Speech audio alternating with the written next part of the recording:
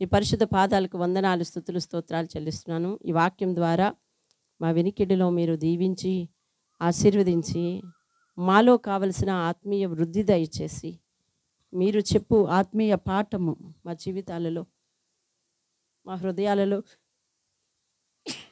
భద్రం చేసి మహిమ పొందమని యేసయ్య అతి శ్రేష్టమైన నామంలో బ్రతిమాలుకుని అడిగి వేడుకుంటున్నాను తండ్రి. ఆమేన్, ఆమేన్. దేవుని స్తోత్రం కలుగును గాక. హల్లెలూయా, హల్లెలూయా.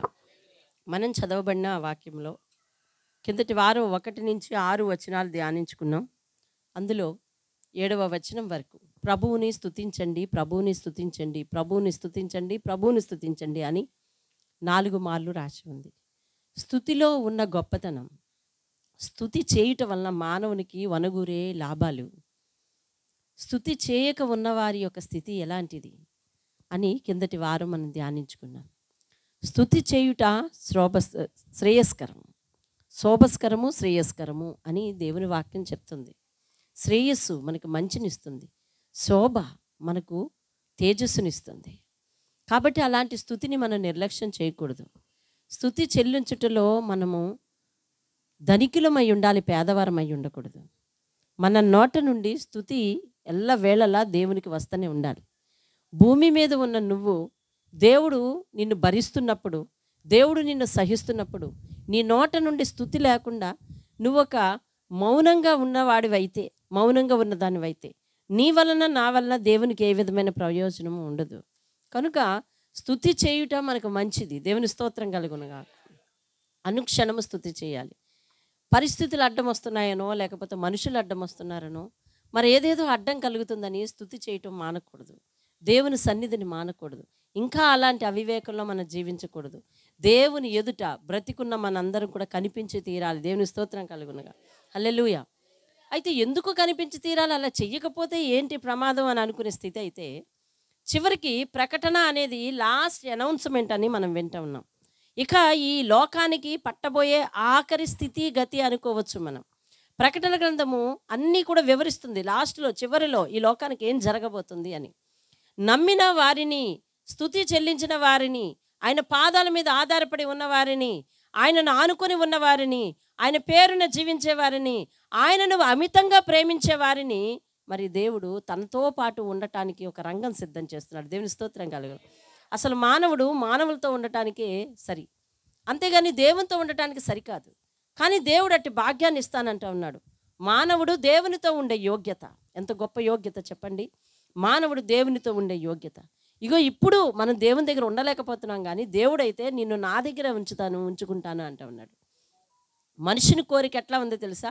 నప్పితే వస్తానన్నట్టుంది. కానీ దేవుని కోరిక ఎలాగుందో తెలుసా? నువ్వు నాకు నప్పకపోయినా నిన్ను క్షమించి నాకు నప్పేలా చేసుకొని నిన్ను నాతో పాటు జీవింపచేస్తాను అన్నట్టుంది దేవుని ఆలోచన. దేవుని స్తోత్రం కలుగును. నీకెట్లా ఉంది? నప్పితేనే వస్తానన్నట్టుంది. నాకెలాగుంది? నాకంతా మేలుకరంగా ఉంటేనే దేవుని ఆరాధిద్దామని ఉంది.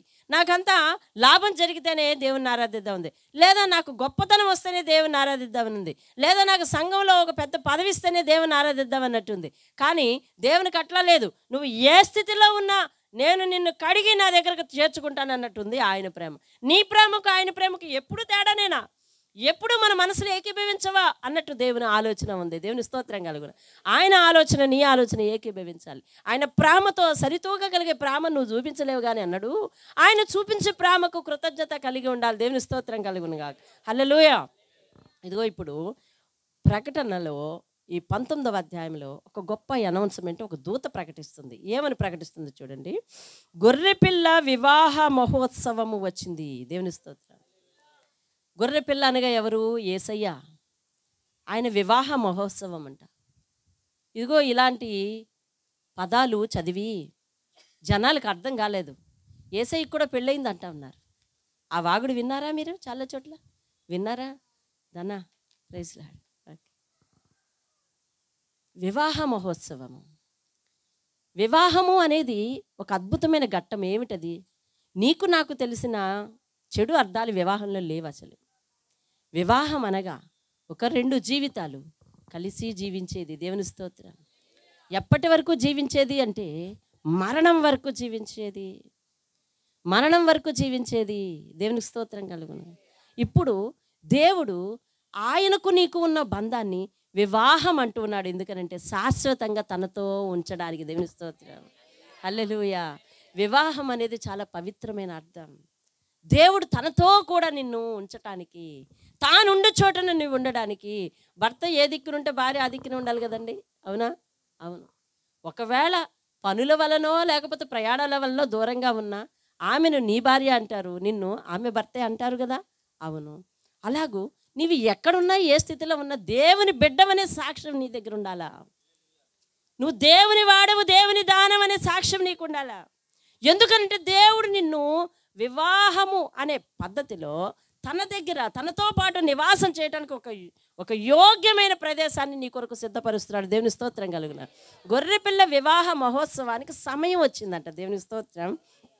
చూడండి ఇంకేం జరిగింది. ఆయన భార్య, ఇప్పుడు ఆయన భార్య ఎవరు? సంఘము. దేవుని స్తోత్రం. సంఘము అంటే ఎంతమంది ఉన్న సంఘం అని మీ అభిప్రాయం? అసలు సంఘం అని దేని అంటారు? కూడి ప్రార్థించేదాన్ని సంఘం అంటారు. అందులో ఎంతమంది ఉంటే సంఘం అంటారు? దానికి ఏమైనా కొలతలు ఉన్నాయా? లేవు. 10 లక్షల మంది ఉన్న సంఘమే, ఒకరున్న సంఘమే కదా, ఇద్దరున్న సంఘమే. సంఘం అని ఎంతమంది అయితే మనం కూడుకుంటున్నామో అది ఆ సంఘము తనకు భార్య అంట. దేవునికి స్తోత్రం కలుగు. ఇక మనం ఆ నానార్థాలు తీసుకోవాల్సి వస్తే ఈ సంఘం ఒక భార్య, ఆ సంఘం ఒక భార్య, ఆ సంఘం ఒక భార్య లెక్కన కాదు. భూమి మీద ఉన్న ఆయన భక్త గణమంతరు, ఆయన భక్త కోటి అందరూ, ఆయనను ఆరాధించే ఆయన పిల్లలైన వారందరూ ఒక సార్వత్రిక సంఘముతో దేవుడు పోలుస్తున్నాడు. దేవుని స్తోత్రం కలుగును. ఆ సార్వత్రిక సంఘాన్ని ఒక స్త్రీతో పోలుస్తున్నాడు. ఒక వివాహం అనే బంధము ద్వారా భార్య అనే స్త్రీ భర్త అనే పురుషునితో ఎలాగైతే ఒకే చోట నివసిస్తుందో, వారిరువురు ఒకే మాట మీద ఎట్లా నివసిస్తారో, ప్రేమానురాగాలతో యజమాని యొక్క ఆధిపత్యంలో ఆ స్త్రీ ఎలాగైతే జీవించాలో అలాగూ సార్వత్రిక సంఘం అంతా కూడా ఒకనాటికి పరలోకమనే గృహము చేరి యజమానుడు భరించువాడు అయిన భర్త ఎవరతడు? యేసుక్రీస్తు యొక్క ఆధిపత్యములో స్త్రీ అయిన సంఘము ఆయన మాట ప్రకారము ఆయన వెలుగులో ఆయన్ని చూస్తూ ఆనందించి జీవించటానికి దేవుడు ఒక శాశ్వతమైన ఏర్పాటు చేయబోతున్నాడు. దేవుని స్తోత్రం కలుగును. హల్లెలూయా. దేవుడు ఒక శాశ్వతమైన ఏర్పాటు చేయబోతూ ఉన్నాడు. ఇప్పుడు సంఘం అనేది ఒక భార్యగా పోల్చబడింది. దేవుని స్తోత్రం కలుగును. భార్య యొక్క లక్షణం భర్తకు విధేయత చూపించడం, అంతేనా? అబ్బే మా ఇంట్లో అలా కాదండి అని అంటే మీకు స్తోత్రం, అర్థమైందా? కానీ భార్య యొక్క లక్షణం ఏమంటే భర్తకు విధేయత చూపించటం. సంఘము ఎవరికి విధేయత చూపించాలండి? దేవునికి విధేయత చూపించాలి. దేవుని స్తోత్రం కలుగునుగా. ఎవరికి విధేయత చూపించాలంట? దేవునికి విధేయత చూపించాలి. ఏం విధేయత చూపించకపోతే అవదా? అవును, అవదు. వివాహ బంధాలు 10లో 9 లేదా 10లో 8, 10లో సగం ఫెయిల్ అయిపోవడానికి గల కారణం ఏమిటంటే మొట్టమొదట ప్రేమ విధేయత లేకపోవడం. అసలు విధేయత అనేది వస్తే ప్రేమ వస్తుంది, ప్రేమ అనేది ఉంటే విధేయత ఉంటుంది. రెండు విడదీయరానివి. దేవునికి నీకు మధ్యలో విధేయత ఉండాలి, ప్రేమ ఉండాలి. లేకపోతే నీ విశ్వాసం 4 రోజుల తర్వాత వీగిపోతుంది. మళ్ళీ ఎవరో ఒకరు వచ్చి మళ్ళీ నిన్ను లేపాలి. అయ్యా దేవుడు నీకు ఇన్ని మేలు చేశాడు కదా, మళ్ళీ నువ్వు ఇలా ఉంటే ఎట్టగా అని చెప్పాలి. ఎవరో ఒకరు పురుగొల్పాలి, ఎవరో ఒకరు వెనక నుండి తొయ్యాలి. అలా తోస్తేనే నువ్వు మళ్ళీ దేవుని మాట వినడానికి సిద్ధం, రెడీ. మళ్ళీ ఏదో రోజు పడిపోతావు. ఎందుకంటే అసలు నీకు ప్రేమ లేదు, విధేయత లేదు. ప్రేమ విధేయత ఎలా వస్తాయో తెలుసా? ఆ నాదుడు ఎటువంటి వాడో తెలిస్తేనే వస్తుంది. దేవుని స్తోత్రం. భర్త ఎటువంటి వాడో తెలిసిన రోజు, భర్త పడే కష్టం ఏమిటో తెలిసిన రోజే భార్యకి విధేయత వస్తుంది. యేసయ్య నీ కోసం ఏం చేశాడో తెలిస్తేనే నీలో విధేయత వస్తుంది. యేసయ్య నీ కొరకు ఏం చేశాడో తెలిస్తేనే నీలో ప్రేమ వస్తుంది. అవి అర్థం చేసుకునేంత వరకు కూడా భూలోకంలో ఏ వాసి కూడా దేవుని సన్నిధికి చేరలేడు. ఉన్నవారు ఎవరు కూడా దేవుని దగ్గర ప్రేమ కలిగి ఉండాలి అంటే ఉండలేరు. దేవుని స్తోత్రం. ఒకంత లోకంలో వాళ్ళకంటే మనం భుజాలు ఎగరేసుకుంటుంటాం కొంత. ఎందుకంటే రక్షణ ఏంటది? దేవుడు రక్షణ అండి. ఆ పరలోకం మాకు ఉంచాడండి, నేను వెళ్ళిపోతానండి అనుకుంటా ఉంటాను. ఇది వెళ్తావా లేదన్న సంగతి తర్వాత సంగతి. నువ్వు భుజాలు మాత్రం ఎగరేయకు ఫస్ట్. అయితే దేవుడు ఎందుకని అంటాడో తన మాట ప్రకారం తనను ప్రేమించి తనకు విధేయత చూపించే వారికి ఆ లోకం ఉంటుంది. దేవుని స్తోత్రం. హల్లెలూయా. విధేయత అనేది చాలా ప్రాముఖ్యమైన సంగతి. కొన్ని కుటుంబాలు కూలిపోవడానికి గల కారణం విధేయత లేదు. కొన్ని కుటుంబాల్లో మనస్పర్ధలు రావడానికి గల కారణం విధేయత లేదు. ఆధిపత్యపు పోరు, విధేయత, ప్రేమ, ఈ రెండు ఉండాలి. కాబట్టి సంఘానికి దేవుని విషయంలో ఉండవలసింది ఏమిటి అట చెప్పాలి? విధేయత. మెలకుగున్న వారందరూ చెప్పండి, ఏమేమి ఉండాలి? ఏముండాలి? వినపడుతుందా? విధేయత, ప్రేమ ఉండాలి. ఈ విధేయత ప్రేమ లేకపోతే నువ్వు పడిపోతావు. విధేయత ప్రేమ లేకపోతే ఆయనకు దత్తత చేయబడిన ఒక సంఘముగా, భార్యగా నువ్వు అక్కడికి చేరలేవు. దేవుని స్తోత్రం కలుగును. హల్లెలూయా. అయితే ఇప్పుడు సంఘములో ఏ కొద్ది మందో అలా అవిశ్వాసంగా ఉన్నారనుకోండి, మిగిలిన వారి సంగతి ఏమిటి? ఇప్పుడు సంఘము అనే దాన్ని ఒక భార్యతో పోలుస్తున్నాడు కదా. దేవుడు ఈ భార్యను ఆ సంఘానికి, ఆ స్థలానికి చేర్చుకుంటాడా లేదా అనేది మీ అనుమానం అయితే, ప్రకటన గ్రంథం అంతా అదే నేర్పింది. అవిశ్వాసులందరూ కూడా ఏదో రోజు ఫిల్టర్ అయిపోతారని చెప్పింది కదా. మొదటి రాకడలోనే విశ్వాసులందరూ కూడా ఫిల్టర్ అయ్యి దేవుని సన్నిధికి చేరిపోతారు. దేవుని స్తోత్రం కలుగునుగా. అలా చేరిన వారందరికీ ఒక శాశ్వతమైన ప్రదేశము దేవుడు ఏర్పాటు చేయబోతున్నాడు. దేవుని స్తోత్రం కలుగునుగా. హల్లెలూయా, హల్లెలూయా. ఆయన మాట వినేవారికి, విధేయత చూపించేవారికి, ఆయన మాట చొప్పున జీవించే వారికి మాత్రమే ఆయనతో సహవాసం చేసే యోగ్యత. దేవుని స్తోత్రం కలుగునుగా.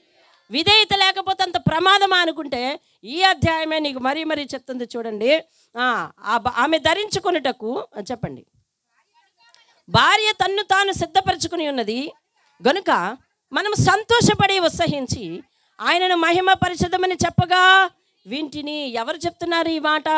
ఒక గొప్ప శబ్దము. దేవుని స్తోత్రం కలుగు. ఒక గొప్ప శబ్దము చెప్తుంది.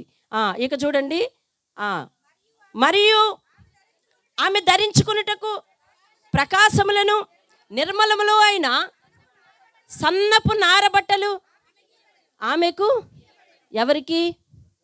సంఘానికి. దేవుని స్తోత్రం కలుగును. ఇయ్యబడెను. అవి ఏంటంటే చదవండి. అవి పరిశుద్ధుల నీతి క్రియలు. ఇప్పుడు సంఘముగా పైకి ఎత్తబడిన వారు ఎవరండి? పరిశుద్ధులే కదా, అవునా? పరిశుద్ధులే. మొదటి రాకడ అయిపోయిన తర్వాత మళ్ళీ మధ్యలో ఒక రాకడ అయ్యింది కదా, అవునా? ప్రకటన గ్రంథం మొదటి నుంచి వింటున్న వారు వినాలి, అవునా?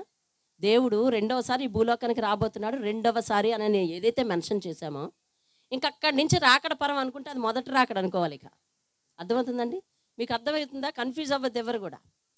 మొదటి రాకడ ఎప్పుడంటే ఆయన పుట్టుక అంటారు, కరెక్టే, అది ఒకటే. ఇప్పుడు రెండవ రాకడలో ఆయన భూలోకానికి వచ్చి విశ్వాసులందరినీ కూడా మధ్యాకాశం నుంచి తీసుకుని వెళ్ళిపోతున్నారు. మిగిలిన వారు భూమి మీద విడవబడతారు అని అంటున్నారు. ఇంకా అక్కడి నుంచి లెక్క పెడితే అది మొదటి రాకడ అవుతుంది. మరలా మధ్యలో ఒక రాకడ వచ్చింది కదా. మరి ప్రతి జనము నుంచి, ప్రతి భాష నుంచి, ప్రతి వంశం నుంచి లెక్క లేనటువంటి జన సమూహము పరలోకానికి ఎత్తబడ్డారు. దేవుని స్తోత్రం. ఆయన 12 గోత్రముల్లో ఒక్కొక్క గోత్రం నుంచి 12,000 మంది, 144,000 మంది ఎత్తబడ్డారు. అవును కదా. ఇలాగా కొంతమంది ఆయన దగ్గరకు చేరిపోయారు. వీరందరూ పరిశుద్ధులు కదా, వారి క్రియలు వారి వెంట వస్తాయని చెప్తా ఉన్నాం కదా. ఇదిగో వారికి ఒక కొత్త వస్త్రం ఇవ్వబడిందంట. దేవుని స్తోత్రం. ఏమి ఇవ్వబడిందండి?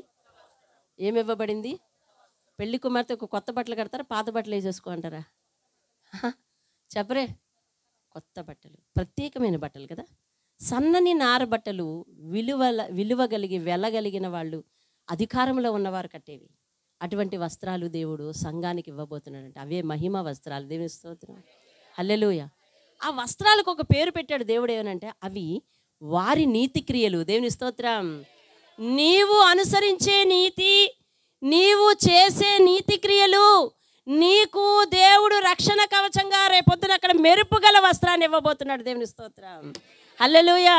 ఈ లోకంలో ముక్కు కట్టుకొని జీవించడం వల్ల లాభం ఏంటండి? మూతి కట్టుకొని పచ్చం చేయడం వల్ల లాభం ఏంటండి? సమాజం చూస్తే అలా విలాసంగా ఉంది, సమాజం చూస్తే ఉత్సాహించి గెంతులేస్తుంది. నేనేమో ముక్కు మూతి కట్టుకొని పచ్చం చేయడం వల్ల లాభం ఏంటండి అంటావు. లాభం ఏంటా? దేవుని సన్నిధిలో తరతరములు దేవునితో కలిసి విలువైన వెలగల వస్త్రములు, నీతి క్రియలు, నీవు చేసిన నీతి క్రియలను బట్టి నీకు ఒక విలువ కలిగిన వెలగల వస్త్రము నీకు ఇచ్చి, దేవుడు తన వధువుగా అనగా తనతో కలిసి జీవించేదానిగా నీ హక్కులు ఎవ్వరు కాల రాయనటువంటి హక్కుతో నిన్ను అక్కడ ఉంచబోతున్నాడు. దేవునికి స్తోత్రం చెప్పు. హల్లెలూయా. భార్య హక్కులు ఎవరైనా కాల రాయగలరండి? భర్త హక్కులు ఎవరైనా కాల రాయగలరా? లేదు. అలా మన శాశ్వతంగా దేవునితో ఒక హక్కును సంపాదించుకొని అక్కడ ఉండబోతున్నామంట. దేవుని స్తోత్రం కలుగును. హల్లెలూయా. ఈ లోకంలో నీతిగా జీవిస్తే ఏమిటి? అసలు నీతి నీకెలా వస్తుంది? నీతిమంతుడైన యేసుని ధరిస్తేనే వస్తుంది. దేవుని స్తోత్రం. ఏది నా మట్టుకు నేను మంచిదాన్ని చెప్తాను.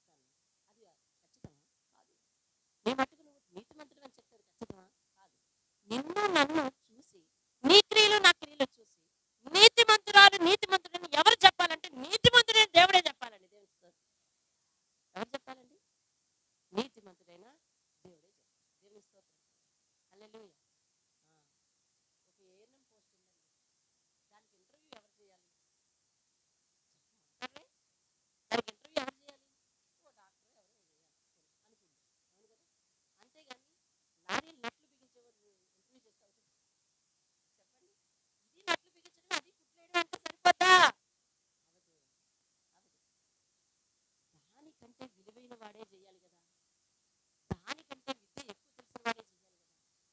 అసలు నువ్వు నీతిమంతురాలు నీతిమంతుడు అనడానికి, నీ పనులు నీతిమంతమైనవి అనడానికి, నువ్వు నీతితో జీవిస్తున్నావు అనడానికి ఎవరు సర్టిఫై చేయాలి? భూమి మీద నీతిమంతుడైన వాడు ఒక్కడు కూడా లేడండి, ప్రభువైన యేసయ్య తప్ప. హల్లెలూయా. ఆయనే చెప్పాలి నువ్వు నీతిమంతురాలు, ఆయనే చెప్పాలి నువ్వు నీతిమంతురాలు, ఆయనే చెప్పాలి నువ్వు నీతిమంతురాలు. నీ క్రియలు బాగున్నాయని నిన్ను ఆయనే మెచ్చుకోవాలి.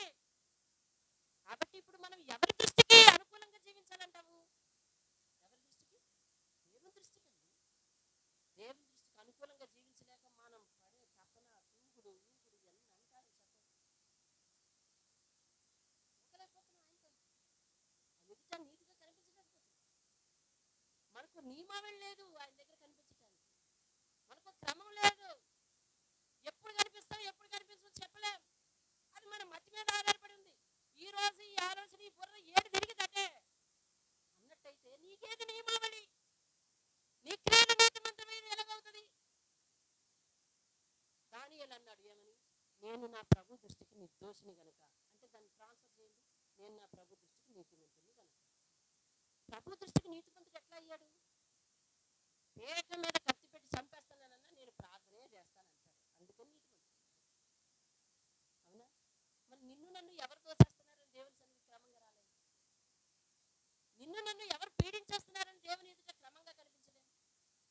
ఒక్క ఆదివారం విషయం వదిలిపెట్టి వారమంతా నీ జీవితం ఎలా ఉంటుంది? వారమంతా నువ్వు దేవుని ఎదుట ప్రతి ఉదయం కనిపించగలవా? ప్రతి రాత్రి కనిపించగలవా? వ్యక్తిగతంగా కనిపించగలవా? నీవు ప్రభుతో వ్యక్తిగతమైన సహవాసం ఉన్నదా? అలా లేకపోతే నువ్వు నీతిమంతుడి వేటగైపోయినావు. దానియేలు చెప్తున్నాను, నేను నా దేవుడికి నీతిమంతుడు నన్ను రక్షించాడంటాడు. దేవుని స్తోత్రం కలుగును గాక. హల్లెలూయా. ఒక వ్యక్తి నీతిమంతుడా కాదా అనేది తేల్చవలసింది ఎవరంటే నీతిమంతుడైన ప్రభు. దేవుని స్తోత్రం. హల్లెలూయా. ప్రభువే మనకు నీతండి, ప్రభువే మనకు రక్షణ అండి, ప్రభువే మన నీతికి ఆధారం, మన మనస్సుకు ఆధారం, మన తలంపులకు కూడా ఆధారం ఆయన అవ్వాలి, అధిపతి ఆయన అవ్వాలండి. దేవుని స్తోత్రం. నీ తలంపులకు అధిపతి ఎవరు అవ్వాలండి? నీ తలంపులకు అధిపతి ఎవరు అవ్వాలి? దేవుడే అవ్వాలి. మన తలంపులకు అధిపతి దేవుడే అవ్వాలి. మన తలంపులకు అధికారి దేవుడే అవ్వాలి. ఆయన అనుమతిస్తేనే మనం తలంచాలన్నట్టు ఉండాలండి. దేవుని స్తోత్రం. లేకపోతే నా నిర్ణయం నేను తీసేసుకున్నానండి, నా నిర్ణయం ప్రకారం మీరు అందరూ చేయాలి, నా నిర్ణయం ప్రకారం మీరు అందరూ చేయాలని అంటే అది బెడిసిపోతుంది. ఏదో ఒక రోజు నువ్వు నియంత్రణ అయిపోతావు. నీ మాట తలంపులను మనం నెరవేర్చాలి. దేవుని స్తోత్రం. అప్పుడు మన దృష్టికి మనం ఎలాగున్నా కానీ ఆయన దృష్టికి గనులం అవుతాం అంట. దేవుని స్తోత్రం. రాత్రి వాక్యం ఏంటి తెలుసా?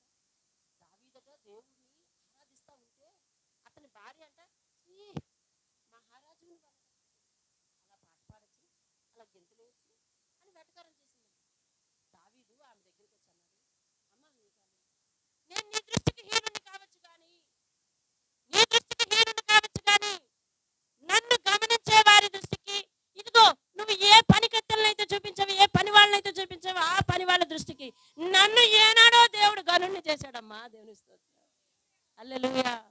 లేకపోతే అదిగో గొర్రెల దొడ్డి దగ్గర ఉన్న వాడిని తీసుకొచ్చి సింహాసనం మీద కూర్చోబెట్టి నన్ను గణపరిచిన దేవుణ్ణి నేను గణపరుస్తాను అంతే అన్నాడు. దేవుని స్తోత్రం. హల్లెలూయా. మీకు ఒక మాట చెప్తాను, సమయం అవుతున్నా కానీ దావీదుకి ఆ సింహాసనం ఇచ్చింది ఎవరు? సౌలు. సౌలు ఇచ్చాడా లేదా? నాకు ఇలా గొడవ వచ్చేలాగుంది. భూమి మీద వాస్తవం చెప్పండి, ఎవరిచ్చారు? సౌలు ఇచ్చారు. అవునా కదా? అవును. సౌలు కుమార్తెను దావీదుకి ఇచ్చి పెళ్ళి ఎవరు చేశారు? సౌలే చేశాడు. అవును కదా? ఇప్పుడు మేకాలు వెళ్ళి నాన్న ఈయన పద్ధతి పోలేదని కంప్లైంట్ చేస్తే ఏమవుద్ది? ఏమవుద్ది చెప్పండి? యేసు ఏమవుద్ది చెప్పు? భర్త పోస్టు ఊడే, రాజు పోస్టు ఊడే కదా? అవునా కదా? అవును. వాళ్ళు ఏమైనా చేయగలరు, అంతేనా? పోనీ ఆ పోస్టు ఈ పోస్టు ఉండి వీడు ప్రాణం తీసేస్తే మొత్తమే పోస్టు ఊడే కదా? అవునా కదా? కానీ దావీదు భయపడలేదే. అబ్బాయి అన్నాళ్ళ తర్వాత వచ్చిన యోగం ఇది నాకు. అంతఃపురంలో నివసిస్తున్నాను నేను, మహారాజుని. ఇలాంటి భాగ్యం పోగొట్టేసుకుంటే ఎలాగా? మేకాలో నీకు నచ్చినట్టు చేస్తాను అని అన్నాడే అనుకో. ఈరోజు దావీదు పేరునిచ్చి దావీదు అని చెప్పుకుంటాం. మనం చెప్పుకుంటామండి. అవునా? మన నాలుగుకి నరం లేదు, ఉందా? లేదు, మీ నాలుగుకి నరం ఉందండి? స్ట్రైట్గా మాట్లాడుతుందా? లేదు. బైబిల్లో ఎవరైనా బాగా ప్రార్థన చేస్తారు, అబ్బాయి ఎంత మంచివాడో అంటాం. ఎవరైనా తప్పు చేస్తే చిచ్చి అలా చేయొచ్చునా అంటాం మనం. ఎందుకంటే అలాగ చేయి ఇలాగ చేయం మనం. మనలో ఉన్నది గొప్పతనం అది. పోనీ అలా పాడైపోయాడు కాబట్టి అని చెయ్యి అన్నావు, పోనీ అలా చేయకుండా ఉంటావంటే అది ఉండవు. పోనీ బాగా చేసి అభివృద్ధి పొందాడు అని మెచ్చేసుకున్నావు కదా, ఇలా ఉంటావంటే ఇలాగా ఉండవు. దావీదు జీవితం నీకు నచ్చింది, పోనీ యెహోషువ జీవితం నచ్చింది, పోనీ యెహోషువలో ఉండరాదు, ఉండవు. సొలొమోను జీవితం నీకు నచ్చలేదు, అచ్చిచ్చి అలా పడిపోతాడని నేనైతే అలా పడిపోను అని అంటావు, అలా ఉంటావా? అలాగే ఉండవు. మన నాలుగు నరం లేదు. కాబట్టి దావీదు, అమ్మా నువ్వు ఏమన్నా అనుకో, నన్ను గణపరిచిన దేవుని నేను గణపరచుకుని ఉండలేను అన్నాడు. దేవుని స్తోత్రం కలుగు. దావీదుతో బంధం వాడు తెంపుకున్నారు కానీ దావీదు తెంపుకోలేదు. అవునా? అవును. దేవుని స్తోత్రం కలుగును. ఏం చేయాలంట? ప్రభు మాట ప్రకారమే జీవించాలండి. దేవుని స్తోత్రం కలుగును. ఆ వినయం, ఆ విధేయతే ఆయనతో కలిసి జీవించే ఆ దినములు నీకు ఇచ్చుటకు ప్రభు ఇష్టపడతాడు. దేవుని స్తోత్రం కలుగును. ఇంకా చూడండి, మనం ముందుకెళ్ళిపోయి ముగిద్దాం. చూడండి, ఈరోజు కొంచెం కార్యక్రమాలు ఉన్నాయి, అయినప్పటికీ ఈ వాక్యం పూర్తి చేసే మనం ముగించాలి. 8వ వచనం, ఆమె ధరించుటకు ప్రకాశములను నిర్మలును అయిన సన్నపి నారబట్టలు ఆమెకి ఇవ్వబడిన అవి పరిశుద్ధుల నీతి క్రియలు. మరియు అతడు నాతో ఇలాగ చెప్పాడు. ఏం చెప్పాడంట? గొర్రె పిల్ల పెళ్లి విందుకు పిలవబడిన వారు ధన్యులని రాయి. ఏమని చెప్పాడంట? పిలవబడిన వారు గొర్రె పిల్ల పెళ్లి విందు. గొర్రె పిల్ల యేసయ్య, సంఘమును వారిగా ఇప్పుడు గ్రహిస్తున్నారు. అటువంటి విందుకు ఎవరు పిలువబడతారు? పరిశుద్ధులే పిలువబడ్డారు. దేవుని స్తోత్రం. పరిశుద్ధమైన సంఘమే పిలువబడింది. వారు ధన్యులు. దేవుని స్తోత్రం. ఎందుకని? వారికి శ్రమలు ఉన్నాయా? లేదు. నరకం ఉందా? లేదు. తీర్పు ఉందా? అందుకని ధన్యులు. దేవుని స్తోత్రం. హల్లెలూయా. మత్తయి సువార్తలో ఒక చోట యేసు ప్రభువు ఒక చిన్న ఉదాహరణ చెప్పాడు. ఓ మహారాజు, ఒక ప్రధాన అధికారి ఒక విందు ఏర్పాటు చేశాడు, అందరికీ కబురెట్టాడు. అందులో ఒకడు అన్నాడంట, నాకు కొత్తగా పెళ్ళైంది, నేను ఆ విందుకు రాలేను అన్నాడు. నాకు పొలం ఉంది, ఇవాళ పొలం దున్నాలి, నేను ఆ విందుకు రాలేను. ఇంకోడేదో నాకు వ్యాపారం ఉంది, నేను రాలేను. ఇంకోళ్ళేదో చెప్పారు, నేను కొత్తగా ఇల్లు కట్టుకున్నానండి, అందులో ఉండాలి, నేను రాలేను. అందరూ వచ్చి చెప్పారు, అయ్యా నీ విందుకు ఎవరు రానంటున్నారు? రానంటున్నారా? సరే పోండి. వాళ్ళందరినీ పిలవండి. అన్ని వీధుల్లోకి వెళ్ళి ఎక్కడెక్కడ ఆహారం లేకుండా, ఆశ్రయం లేకుండా వారందరినీ తీసుకు, వాళ్ళు యోగ్యత లేని వాళ్ళని వారంటున్నారు, వారికి యోగ్యత కట్టింది. విను, మత్తయి సువార్తలోని అదే దేవుడు అంటాడు, ప్రభువు రాకడ విశ్రాంతి దినాన్న కానీ చలికాలమున కానీ రాకుండా చూసుకోండి అని అన్నాడా లేదా? అంటే రాకడ ఆదివారం నాడంటే, విశ్రాంతి దినాన్ని ఆదివారం నాడే వస్తే సంగతి ఏమిటి? సంఘంలో ఉన్న వాళ్ళే ఎత్తపడతారు. అవునా? అవునా కదా? మరి ఈ ఆదివారం నాడు నువ్వు కనిపించకపోతే ఏంటి పరిస్థితి? ఈరోజు రాకడ వచ్చింది. ప్రభు దృష్టికి ఒక్క దినం ఎలాగున్నదంట? 1000 దినములు. అంటే 1000 దినాలు జరగవలసింది ఆయన ఒక్క దినంలో జరిగించగలరు కదా? అవును. అంటే ఎట్ ఏ టైం, ఇదే టైంలో రాకడ, ఇదే టైంలో ఫిల్టరేషన్, ఇదే టైంలో శ్రమలు, ఇదే టైంలో ఆ వివాహ మహోత్సవం జరిగిస్తే ఎక్కడున్నాను? అందుకనే బాబు, మీ బుద్ధి సరిగా ఉండదు, మీ ఆలోచన సరిగా ఉండదు. విశ్రాంతి దినాన్ని రాకూడదని ప్రార్థించాలి. విశ్రాంతి దినాన్ని రాకూడదని ప్రార్థించాలి. ఎందుకంటే విశ్రాంతి దినాన్ని వస్తే దేవుడు సంఘాన్ని క్రైటీరియాగా తీసుకుంటే, సంఘంలో ఉన్నవారిని క్రైటీరియాగా తీసుకుంటే, ఆయన ఎందుకు తీసుకుంటాడు అంటే, ఆయన దూతకు అప్పచెప్పాడు ఏమని? ప్రకటన గ్రంథం 11వ అధ్యాయంలో దూతకు చెప్పాడు ఏమని? సంఘంలో ఎవరు భక్తి కలిగి ఆరాధిస్తున్నారు వాళ్ళు కొలై అన్నాడు. ఆ కొలమానంలో నువ్వు లేకపోతే ఎలాగా? ఇవన్నీ తెలుసుండి నువ్వు తప్పిపోతే ఎలాగా? మన నీతి క్రియలానికి కనిపించకపోతే ఎలాగా? తాత్కాలికమైన విషయాలకు మనం లొంగిపోయే బలహీన మనస్తత్వం మనలో ఎవరికి ఉండకూడదు కాక, బలము కలిగి ఆయన ఆరాధించేవారు, యెహోవాను ఎరిగిన వారు ఎలాగట? బలము కలిగి శూరకార్యము చేస్తారు. దేవుని ఎరుగు ప్రజలు బలము కలిగి శూరకార్యము చేస్తారు. దేవుని స్తోత్రం. అంటే ప్రతి ఆటంకాన్ని జయిస్తారు, ప్రతి అవరోధాన్ని జయిస్తారు, ప్రతి విధమైన అడ్డుబండలను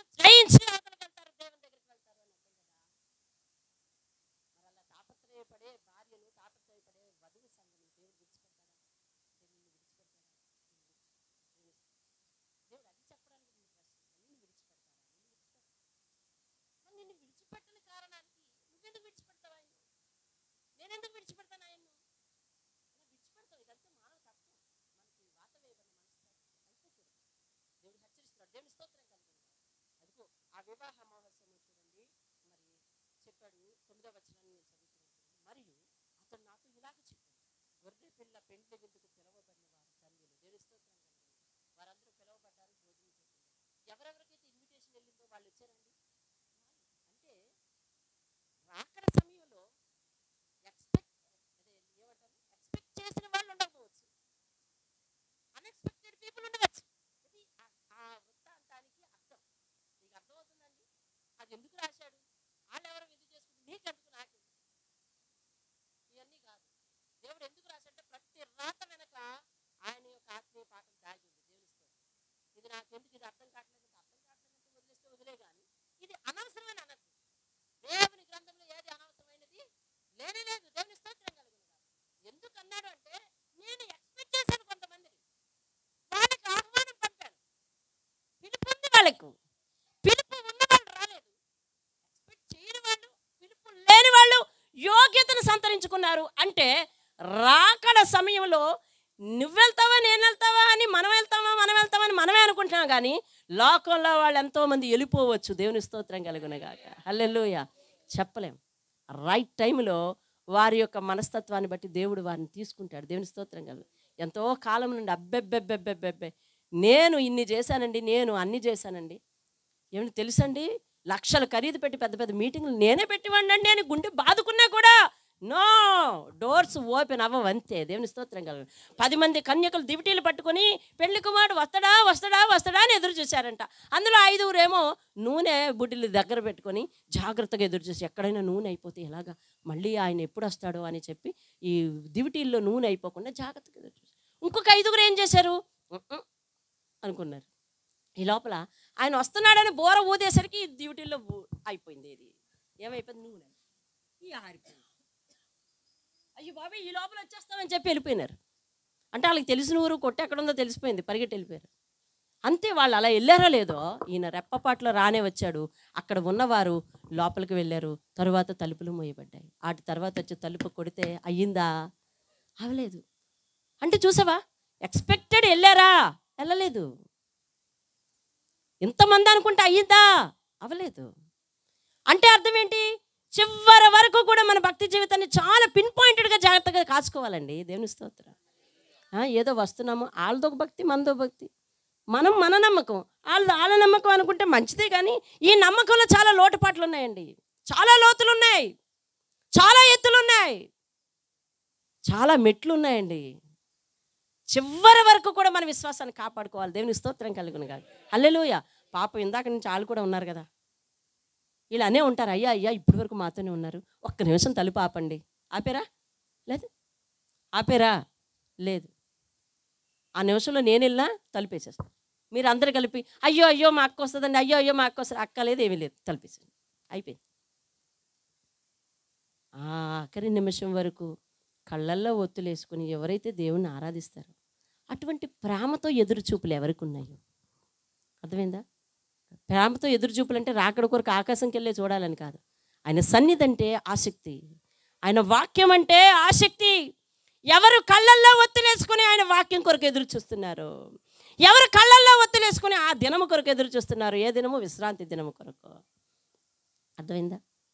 ఇవాళ చాలామంది అంటున్నారు, అమ్మ ఆదివారం ఎందుకమ్మా మానేస్తారని అంటే, అక్క మా ఊర్లో చర్చ్ ఉందండి అంటూ ఉన్నారు. కొరింథీయులకు రాసిన పత్రిక 15వ అధ్యాయం చదివితే మనకు బాగా అర్థమవుతుంది. నువ్వట ఆయనకు ఒక అవయవానివట. అర్థమైందా? నువ్వు ఒక అవయవానివి. ఏదో ఈ ఊర్లో ఉంది, నేను వస్తున్నాను, నేను వెళ్తున్నాను అని అనుకుంటే కాదు.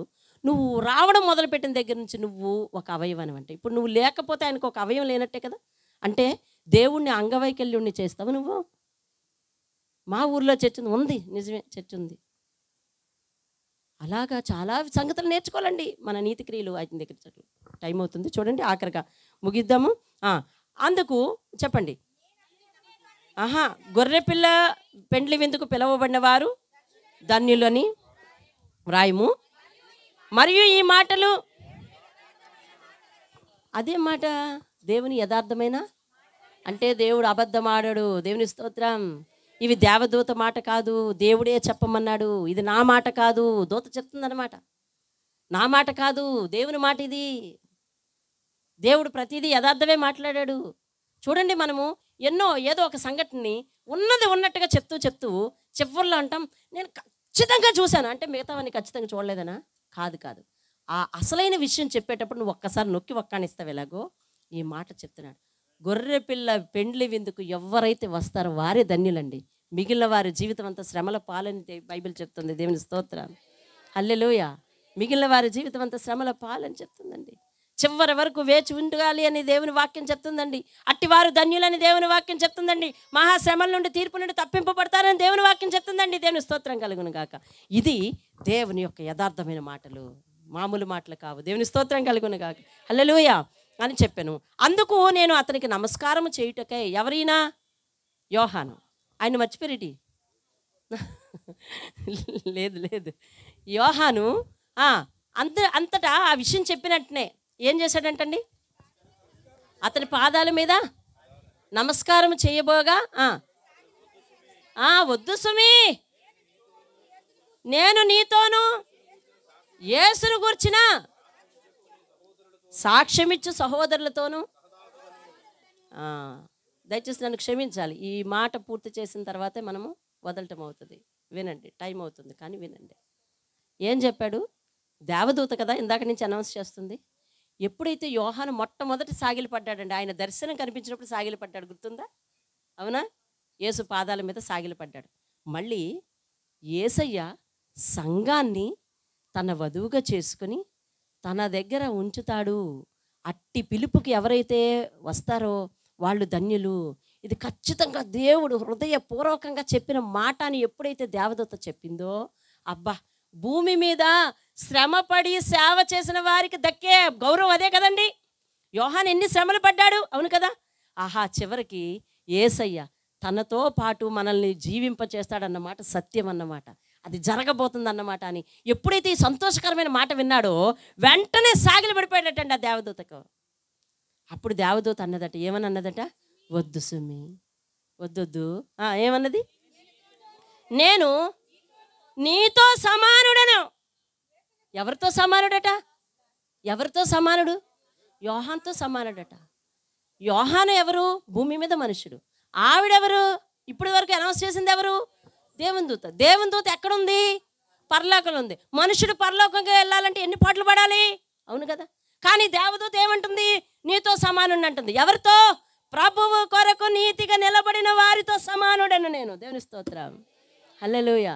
అంటే భూమి మీద ఉండే నువ్వు దేవుని పక్షముగా నిలబడి శ్రమ అయినా, ఇప్పుడు అర్థమైందా చెప్పినా, శ్రమ అయినా, నిందైనా, ఏదైనా, కష్టమైనా, కన్నీరైనా దేవుణ్ణి విడవకుండా ఉంటే మన హోదా దేవుని దూతతో సమానం అంటండి. హల్లెలూయా, హల్లెలూయా. అవునా? ఒక్కొక్కళ్ళు ఒక్కొక్క దేవుని దూతలై మనం భూమి మీద సంచరించవచ్చండి. దేవుని స్తోత్రం, హల్లెలూయా. దేవుని దూత వలె సంచరించవచ్చు. మోషే కొండ మీద నుంచి దిగినప్పుడు ఆయన ముఖం ఎలా కనబడిందంట? దూత వలె కనబడిందంట. దేవుని స్తోత్రం, హల్లెలూయా, హల్లెలూయా. ఆయన మాట వింటే మనం దూతలతో సమానమని హోదా ఇస్తున్నాడు. దేవుని స్తోత్రం కలుగును. దేవదూత ఉంది, వద్దు సుమి, వద్దు, నువ్వు నా కాళ్ళ మీద పడద్దు, నేను నీతోను యేసుని గురించిన సాక్ష్యము చెప్పు. నీ సహోదరులతో సాక్ష్యం చెప్పాలి, సాక్ష్య ప్రకారం జీవించాలి, సాక్ష్యం కొరకు జీవించాలండి. దేవుని స్తోత్రం. అటువంటి వారితో నేను సమానుడను, సహదాసుడను, నేను కూడా దాసుడనే, నాకు నమస్కారం చేయొద్దు అంది.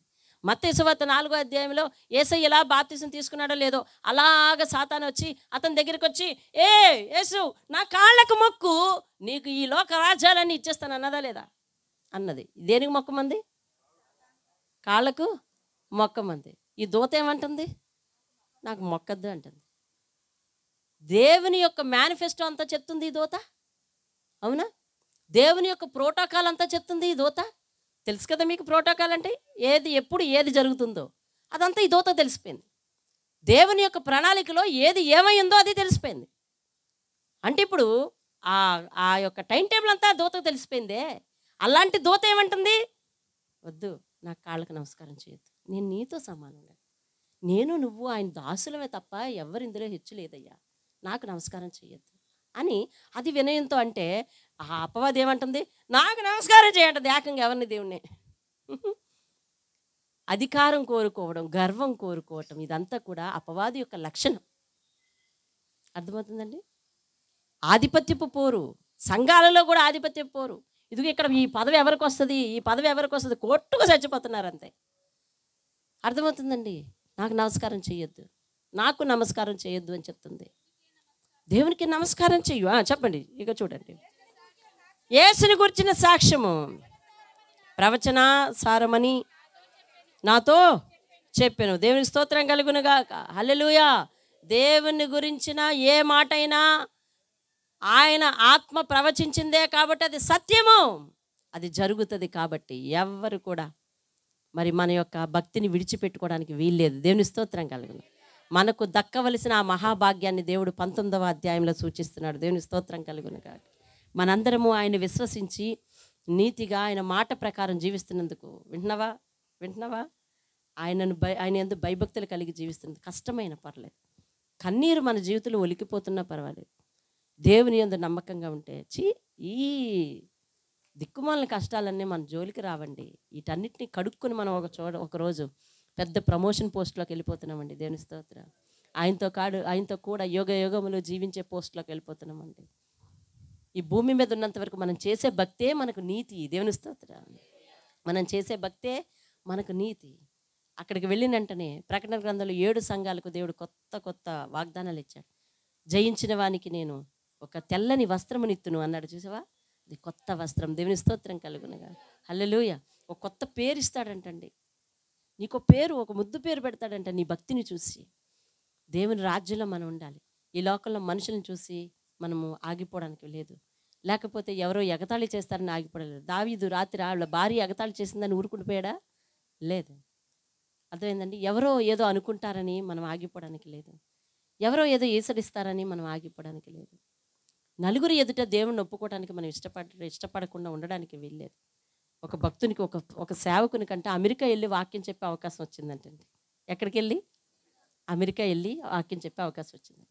అతడేమో ఎయిర్పోర్ట్కి వెళ్ళిన తర్వాత ఏరోప్లేన్ ల్యాండ్ అయిన తర్వాత దిగిపోయి వెంటనే అతను సూట్ కేసు అక్కడే ఇప్పేస్తున్నాడంట. ఏమండి ఎందుకంటే అంత కంగారు పడిపోతున్నా? నా బైబిల్ ఉంది తీసుకుంటారు.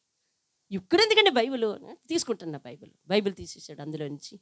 వెంటనే సూట్ కేసు బిగించేసి సూట్ కేసు ఓ చేత్తోనే బైబిల్ ఏమో నెత్తి మీద పెట్టుకుని నడుస్తున్నాడట. ఆ పక్కన నన్ను ఈ ఎయిర్పోర్ట్ ఇలా నడవకూడదండి, పాస్టర్ గారు ఇలా నడవకూడదండి, పాస్టర్ గారు ఇలాగ అండకూడదండి, చిచ్చి ఆ తల మీద అది తీయండి, అది చూసేవాళ్ళు నవ్వుతారండి అని అంటాడు. ఆయన అంటున్నాడు, అమెరికా దాకా నన్ను నడిపించిన దేవుడు, నన్ను మోసుకొచ్చిన దేవుడు ఇదిగో ఈ దేవుడు. కాబట్టి ఇక్కడి నుంచి నేను ఆయన్ని మోస్తాను అంటున్నాడు. దేవుని స్తోత్రంగా. అరే నువ్వు కృతజ్ఞత చెల్లించాలంటే నీ మనసు ఎలా స్పందించాలో అలా చెల్లించవచ్చు. కానీ కృతజ్ఞత లేని వారిగా ఉండడం చాలా ఘోరం కదా. ఎవరో ఏదో అనుకుంటారు. నేను నీట్గా ఉండాలి, ఇక్కడ ఎయిర్పోర్ట్లో నీట్గా ఉండాలి, సూట్ వేసుకొని ఉండాలి, బైబిల్ కూడా ఇంకోళ్ళు పట్టుకోవాలి తెలుసా. ఆ దేశం వెళ్ళిన ఆయనకే లేదు, కానీ ఈ దేశంలో ఉన్న వాళ్ళకి బైబిల్ ఇంకోళ్ళు పట్టుకోవాలి తెలుసా. పాస్టర్ గారు టక్కు టక్కు టక్కు టక్కు టక్కుమని ఆ షూ వేసుకొని ఆ మెట్లెక్కి ఏదది ఆ స్టేజ్ ఎక్కిపోతుంటే వెనకాతల నువ్వు ఈ సతీషో ఆ సతీషో లేకపోతే ఆ జాచువో అగో ఆ దయ్యానిదో ఎవరో ఒకళ్ళు సూట్ కేసు పట్టుకుని వెళ్ళాలి. ఏముంటుంది అందులో? ఆ సూట్ కేసులో ల్యాప్టాప్ను బైబిల్ ఉంటుంది. అది ఆయన ఇది వెనకాతలు మోసుకురావాలి తెలిసిన. అసలు ఏం కోరుకుంటున్నావు నువ్వు? అసలు దేవుడు నీకేం చేస్తున్నాడు? దేవుడు హెచ్చించే విధానం ఏమిటి? దేవుడు నీకు ఎలాంటి తలాంతి ఇచ్చాడో అది గుర్తుపెట్టుకుని ఎప్పుడు జీవిస్తే దేవుడు నేరుగా నిన్ను అక్కడికి తీసుకెళ్తాడు. దేవుని స్తోత్రం. హల్లెలూయా. ప్రతి దానికి ఏం కావాలి అంటే కృతజ్ఞతే కావాలి. దేవుని స్తోత్రం కలుగును. ఈ లోకంలో ఏం సంపాదించామన్నది కాదు. లాజరు ఏం సంపాదించాడు? పేతురు ఏం సంపాదించాడు? పౌలు ఏం సంపాదించాడు? వీళ్ళందరూ ఏం సంపాదించారు? ఎన్నో అష్టకష్టాలు పడ్డారు. ఈ లోకంలో సుఖంగా తులతూగటానికి దేవుడు కాదు, పరలోకంలో నరకం అనేది తప్పించుకొని పరలోకంలో దేవునితో ఉండడానికి దేవుడు అండి. దేవుని స్తోత్రం. మోకరించండి, ప్రార్థన చేద్దాం. ఇక వచ్చే వారం దేవుని చిత్తం అయితే ఇదే వాక్యాన్ని కొనసాగిద్దాం. ఇంకా చెప్పవలసిన దేవుడు మాట్లాడవలసిన ఆత్మీయ పాఠాలు ఎన్నో ఉన్నాయి. పరిశుద్ధాత్మను ఆటంకపరచలేము. దాని ద్వారా నేర్చుకోవాల్సిన అనేక సంగతులు ఉన్నాయి. అదే అధ్యాయంలో 24 పెద్దలు కూడా ఆయనకు సాగిలపడి నమస్కరిస్తున్నారు. దేవదూతలకు సాగిలపాటు ఉంది, దేవదూతలకేమో తగ్గింపు ఉంది. నీకు నాకు తగ్గింపు లేకపోతే, విధేయత లేకపోతే, ప్రేమ లేకపోతే మనల్ని భరించే దేవుని దగ్గర మనం యుగయుగంలో ఎలా జీవిస్తాము? ప్రార్థన చేసుకుందాం. విధేయతే నీకు నీతి, ప్రేమే నీకు నీతి, దేవుని యందు భయభక్తులే నీకు నీతి.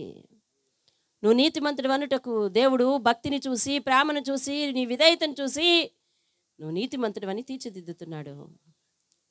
అపవిత్రులమైన మనము, అయోగ్యులమైన మనము, పాప పంకిలమైన లోకంలో జీవిస్తూ పాపాత్ములమైన మనకు దేవుడు ఇచ్చే హోదా ఆయనతో కలిపి జీవించుట.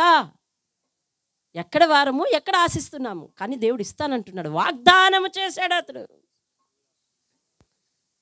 ఆ పరలోకం నీకు అనుగ్రహిస్తానన్నది ఆయన వాగ్దానం. ప్రార్థన చేస్తున్నాను. ఆ వాగ్దానాన్ని సొంతం చేసుకోవటానికి కష్టమైన ఆయనతో సాగాల్సిందే. ఎవరి ముఖం చూడటానికి వీల్లేదు. బైబిల్ గ్రంథంలో అనేక మంది ఇతరుల చేత ఆశీర్వదింపబడ్డారు, కానీ వారికి లొంగి జీవించలేదు. ఆ ఆశీర్వాదాలు లెక్క చేయలేదు. దేవుడు అనుగ్రహిస్తే వచ్చింది కాబట్టి దేవుని దగ్గర ఉంటానని తీర్మానం చేసుకున్నారు. అదే నీతి. నువ్వు అనుసరించే ఆ మార్గమే నీతి. నువ్వు చేసే భక్తి విధానమే నీతి. నీ ఇష్టం వచ్చినట్టు నువ్వు చేసావనుకో అది నీతి కాదు. అలా చేయకూడదు అని దేవుడు ప్రేమపూర్వకంగా నిన్ను చెప్తున్నాడు, నిన్ను గద్దిస్తున్నాడు. ఏమన్నా అనుకో, ప్రార్థన చేద్దాం. నీవు దూరంగా ఉండుట ఆయనకి ఇష్టం లేదన్న ప్రేమను అర్థం చేసుకో. నీతి వస్త్రాలు ధరించడానికి సిద్ధపడదాం. మహాగణుడైన మా తండ్రి, నీ పరిశుద్ధ పాదాలకు వందనాలు. మహాయోగ్యతను మాకు ఇవ్వబోతున్నావు. అట్టి యోగ్యత కేవలం నీతిమంతులకే అంటున్నావు. ఈ భూలోకంలో మేము నీతిని సంపాదించుకోవటానికి, నీతిమంతుడా నీ చేత ఎన్నిక కాబడటానికి మా భక్తి విధానమే ప్రామాణికం అంటున్నావు. విధేయత నీ మీద చూపించే ప్రేమే ప్రామాణికం అంటున్నావు. అట్టి విషయాలలో మేము తగ్గిపోకుండా, లొంగిపోకుండా, ఆటంకపడి పడిపోకుండా మా చేతులు పెట్టి తాత్కాలిక ఉద్రేకాలకు, తాత్కాలిక ఉద్దేశాలకు, చిన్న చిన్న ఆశీర్వాదాలకు, చిన్న చిన్న బహుమానాలకు మేము పడిపోయి ఆ మహోన్నతమైన భాగ్యాన్ని మేము పోగొట్టుకోకుండా మమ్మల్ని సిద్ధపరచమని ఈ వాక్యం అందరి వినికిలో దీవించి ఆశీర్వదించమని యేసు పరిశుద్ధ నామములో అడిగి వేడుకుంటున్నాం పరమ తండ్రి. ఆమేన్.